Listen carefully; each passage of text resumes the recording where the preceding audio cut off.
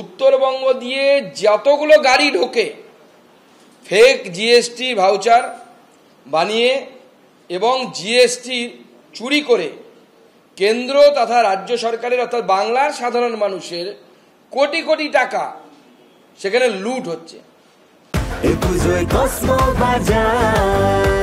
Happy ফ্যামিলির happy smile.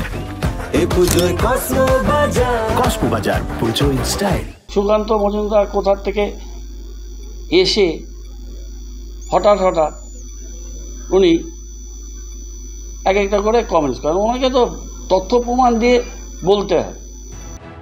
শিক্ষা, খাদ্য, স্বাস্থ্যের পর এবার জিএসটি দুর্নীতি, ভুয়ো ভাউচার তৈরি করে কোটি কোটি টাকা লুট, এমনই বিস্ফোরক অভিযোগ তুললেন বিজেপির রাজ্য সভাপতি সুকান্ত মজুমদার।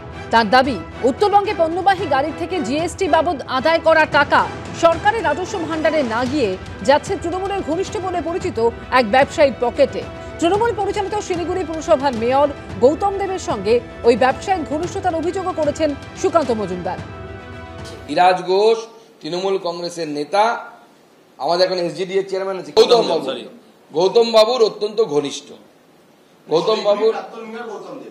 গৌতম বাবুর অত্যন্ত ঘনিষ্ঠ। পাবলিক লাইফে 50 বছর আছি, যে ব্যক্তির নাম বলছে, প্রথম কথা আমি যতটুকু জানি আমি 14 বছর দলের সভাপতি ছিলাম, দলের দায়িত্বে আছি। তার সাথে আমাদের দলের কোনো সম্পর্ক নেই,